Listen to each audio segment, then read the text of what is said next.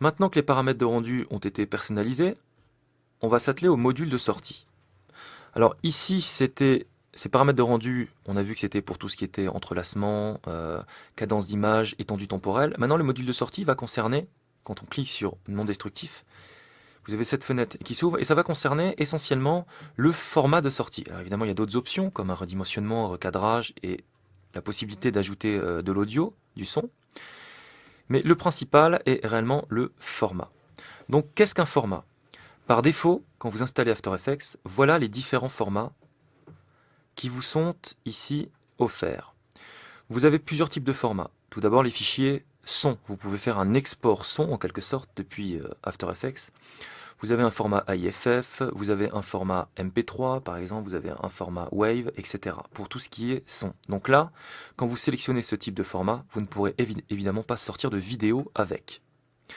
Vous avez ensuite un deuxième type de format de type container, c'est-à-dire que After Effects va vous sortir un seul fichier qui contient votre vidéo, comme un fichier par exemple QuickTime, qui va sortir un seul fichier avec une extension .move, ou un fichier de type, je ne sais pas, on va faire par exemple FLV, donc avec une extension évidemment FLV, ou un format, alors là si on était sur un PC, il y aurait la possibilité d'exporter en Windows Media. Là évidemment on est sur un Mac, donc ça n'est pas possible vu que c'est un format propriétaire. Donc voilà le deuxième type de format, donc des containers. Et le troisième type de format, qui est l'un des plus utilisés dans les effets spéciaux et la post-production, ce sont les séquences d'images. Alors on va faire un petit test pour vous montrer tout à l'heure à quoi correspondent ces deux formats. Donc ici, quand vous sélectionnez un format de type container, je vous rappelle c'est un seul fichier, séquence d'images, suivant le format que vous choisissez ici, ça va vous sortir une image, un fichier on va dire, par image.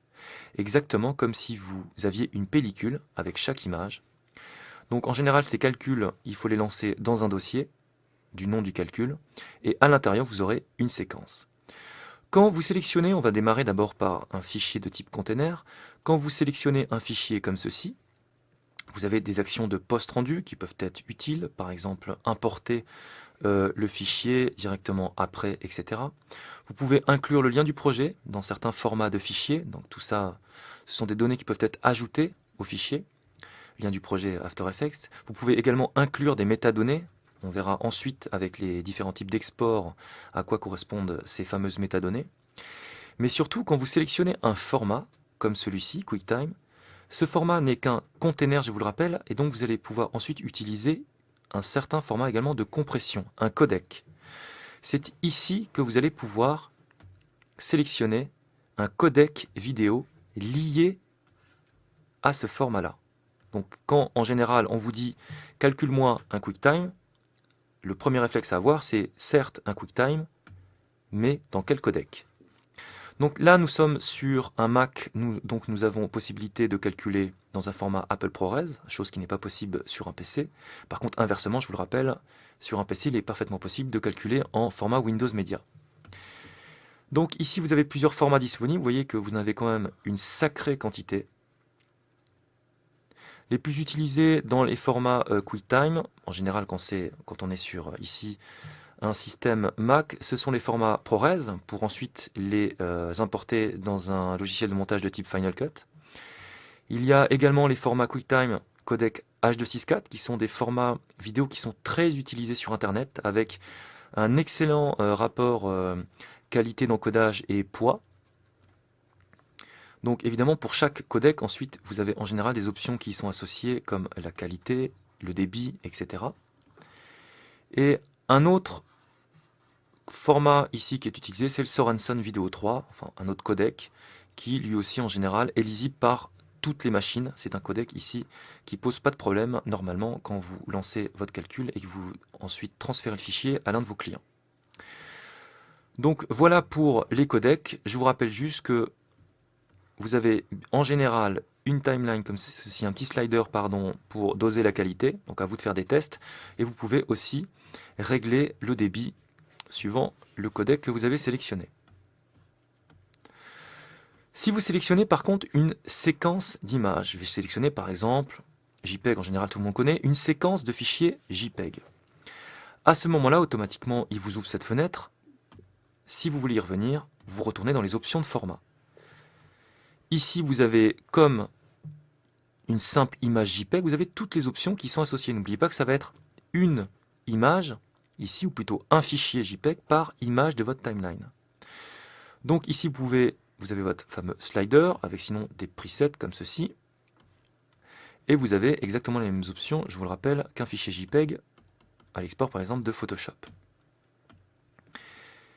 Vous avez d'autres options disponibles en général si vous sélectionnez des séquences de type TIFF, etc. À ce moment-là, vous avez des formats de compression, etc. qui sont liés au fichier TIFF. Vous pouvez également sortir des séquences Photoshop. Là, à ce moment-là, séquence Photoshop, il n'y a plus d'options.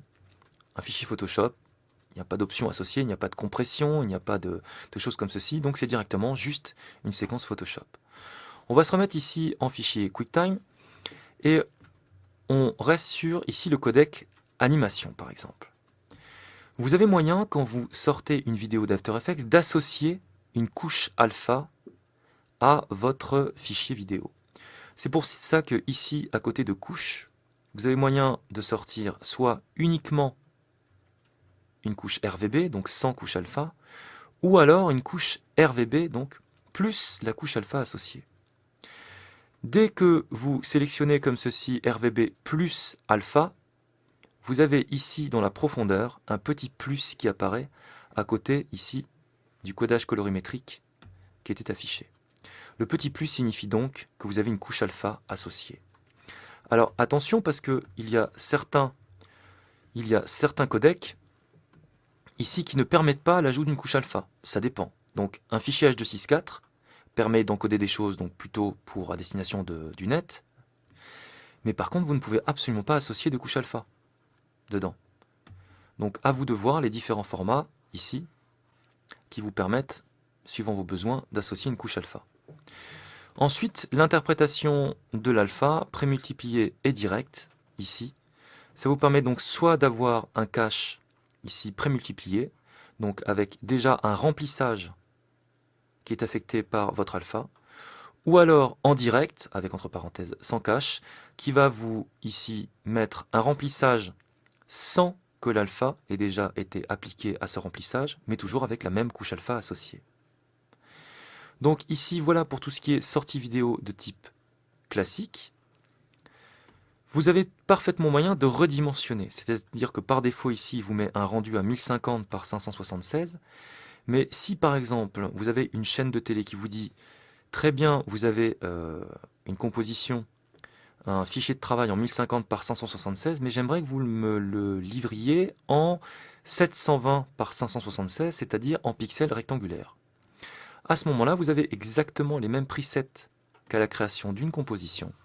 Et vous pouvez ici lui dire que vous voulez être en PAL D1DV grand écran ici. Ça veut dire que vous allez automatiquement calculer, d'après ce preset, en 720 par 576, avec ici un redimensionnement uniquement sur l'axe des X de 68,57.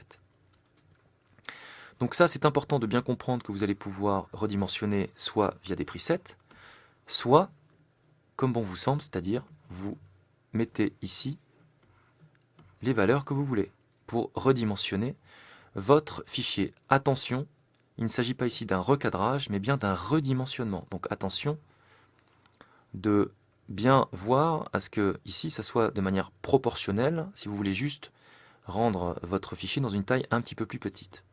À ce moment-là, il vous suffit juste de partir, je vais le décocher, alors je vais me mettre en PAL D1DV grand écran pixel carré pour revenir au début. Donc veillez bien à ce moment-là à verrouiller le format et à diminuer comme ceci la taille à un format qui vous convient. À ce moment-là, l'axe des Y va être contraint par l'axe des X. Une autre possibilité qui s'offre à vous, mis à part le redimensionnement, c'est le recadrage. Le recadrage, ça vous permet par exemple de calculer, de partir donc de cette composition-ci et de calculer par exemple que cette partie du fichier. Vous aurez donc en calcul uniquement un fichier qui ici fera cette taille-là. Comment régler le recadrage? Quand vous cochez recadrage, vous avez parfaitement moyen d'indiquer un nombre de pixels depuis le haut, donc il va partir de, ici j'ai mis 44, il va éliminer 44 lignes ici depuis le haut. Donc là, par exemple, si je restais comme ceci, il vous rendrait uniquement la partie inférieure à ces 44 lignes, parce qu'il partirait du haut. Idem pour la gauche, si je mettais une valeur de 43 pixels comme ceci, il partirait de la gauche, il ajouterait 43 pixels, et il ne vous calculerait plus que ce qui est ici sous une hauteur de 44 pixels, et à droite, ici, d'une largeur de 43 pixels. Pas très pratique pour régler de manière très précise un recadrage. Aucun problème, vous avez possibilité d'utiliser ce qui s'appelle la zone ciblée. La zone ciblée, qu'est-ce que c'est? C'est ici, dans votre fenêtre de visualisation, la possibilité juste ici, à côté de tout ce qui est intégral, 1 demi, 1 tiers, ici, la possibilité de cliquer dessus et de sélectionner une zone. C'est une méthode qui vous permet déjà dans un premier temps de faire un petit peu comme dans les logiciels 3D, c'est-à-dire de déterminer une zone bien précise.